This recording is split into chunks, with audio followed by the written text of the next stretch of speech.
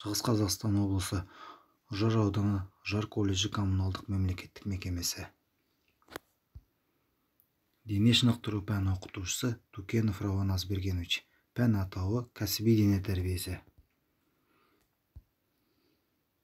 Сабақтың тақырыбы: шаңғы спортында қауіпсіздік ережесі, техникалық дағдыны қолдану. Сабақтың мақсаттары: білімділік мақсаты: шаңғы даярлығына бағытталған арнайы қозғалыс әрекеттерінде қиындықтар мен тәуелділіктерді анықтау және шаңғыда жүгірудің дағдысын жетілдіру. Жүгіруде төзімділік қасиеттерін қалыптастыру. Дамытушылық мақсаты: студенттің шаңғы спортына деген сүйіспеншілігін дамыту. Тәрбиелік мақсаты: жас ұрпақты еңбексүйгіштікке, салауатты өмір салтын ұстануға, спортқа қызығушылығын арттыру. Миға шабуыл: шаңғышының сырғанау кезінде пайда болатын күш. Эстафеталық жарыста мәреге 100 метр жақын қалғанда шаңғы жолдарының саны. Шаңғымен жүру техникасын үйрету кезінде қолданатын негізгі үйрету әдістемесі. Ара қашықтық: тегіс жерлерде 3-4 метр, төмен қарай сырғанаған кезде 20-30 метр.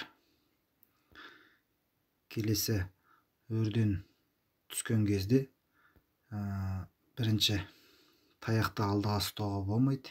Екінші, өткір жағын артқа және төмен қаратып ұстау керек. Үшінші, тау етегіне жеткенде тоқтауға болмайтыны көрсетілген. Қауіпсіз құлау тәсілдері: бірінші, отыру. Екінші, құлау. Артқа қарай, жамбасқа және бүйірге қарай шаңғыларды көлбей бұрыңыз. Үшінші, тік тұрыңыз. Аяғыңызды бүгіп, таяққа сүйеніп тұрыңыз. Бұл кезде шаңғылар көлбей бұрылады. Үсік шалу: бұл төмен температура әсерінен денені тіндерінің зақымдануы. Көбінесе зардап шегетін мүшелер: аяқ, қол, құлақ, мұрын. Үсік шалудың себептері: бірінші себеп: тар және дым аяқ киім және сырт киім. Екінші себеп: төмен температура. Үшінші себеп: аз қозғалыс. Үсік шалудың дәрежелері: бірінші дәрежесі: жансыздану, шаншу, тері жабындары бозарады. Екінші: мөлдір көпіршіктің пайда болуы. Үшінші: некроз, көпіршікте қан аралас сұйықтың пайда болуы. Үсік кезінде алғашқы көмек: бірінші, зардап шегуші ең жақын жылы жерге жеткізу. Екінші, суық басқан аяқ киімін, шұлығын, қолбағын шешу. Үшінші, жедел жәрдем көмегін шақыру. Дене шынықтыру сабағында шаңғы спортының техникалық дағдыны қолдану және қауіпсіздік ережелері. Шаңғымен бірінің артынан бірі еріп келе жатқанда 3-4 метрлік, ал биіктіктен түскенде 20-30 метрлік ара қашықты сақтау керек. Биіктен түскенде таяқтарды алға шығармаған дұрыс, өйткені құлаған жағдайда оған арандап қалу қаупі бар. Беткейден түскеннен кейін оның етегіне тоқтап тұруға да болмайды, себебі артта биіктен түсіп келе жатқан шаңғышы соқтығысуы мүмкін. Ұжым болып жорық серуенге шыққанда қандай да бір себеппен жолдан шығып қалатындар болады. Олар бұл туралы жолдастарын хабардар еткен жөн. Егер жолдасыңды қуып жетсең, оның шаңғысының өкшесін баспа, қатарласып озып кет немесе жолды босатуды сұра. Сөреден шыққанда бірден жоғарғы шапшаңдықта жүгірмей, шапшаңдықты біртіндеп өсірген дұрыс. Тас жолдардан өтерде міндетті түрде шаңғыны шешіп, көтеріп алып өту керек. Ауа райы суық кезде өз шама шарқына, көңіл күйіне назар аударған жөн. Терінің кейбір жері бозарғаны байқалса, ыстық суықты сезбейтіндей жағдай болса, онда үси бастаған жерге алақанды басып, ұқыпты түрде уқалау қажет. Ауа райының кез келген жағдайында және қардың әртүрлі болуына қарамастан, шаңғы теуіп жүруге және таудың шаңғымен сырғанап түсуге бұрылуға үйретуді алдыға міндет етіп қойған жөн. аяз бен күннің жылуы жаттығу үшін себеп бола алмайды. Аязды күні шаңғы теберде жүгіріп, секіріп, денені қыздырған дұрыс. Жел тұрған кезде жаттығу үшін желден ықтау алаңды, мысалы орман іші, парктер тағы басқа таңдап алу керек. Ашық далада жаттығуға болмайды.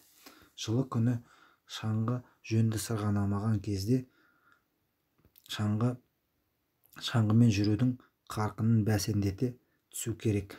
Шаңғышының табанына жағатын майдың қайсысын қайдан ауа райына пайдалануға болатын мұғалімнен сұраған жөн.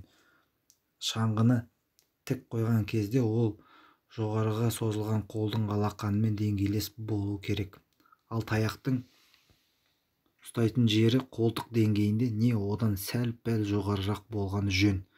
Қалалық көлікпен жүрерде шаңғыны таяқтармен бірге жатқызып, шаңғының тұмсығы мен таяқтары ұшы бір бағытта. Жоғарғы жағын арнайы қап кигізіп, жоғарғы және төменгі бөлігін байлап алу қажет. Жаттығудан кейін шаңғыны қар мен мұздан тазалап, бәтіңкені құрғатып, тазалап қойған жөн. Сабақтың маңызы: шаңғымен жүру және жүгіру бұлшық еттерді шынықтырады және негізгі жүйелердің нығайып күшеюіне және дамуына әсер етеді. Осының барлығы денсаулықтың жоғарғы дәрежеде болуын және белсенді түрде ұзақ өмір сүруді қамтамасыз етеді. Шаңғы спортының үлкен әскери қолданбалы маңызы да бар. Шаңғы Қазақстан қарулы күштері жауынгерлерінің денесін шынықтыру құралы ретінде өте кең пайдаланылады.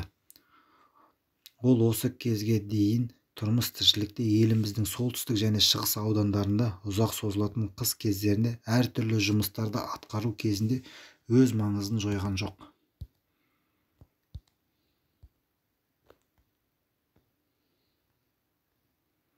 Қорытынды.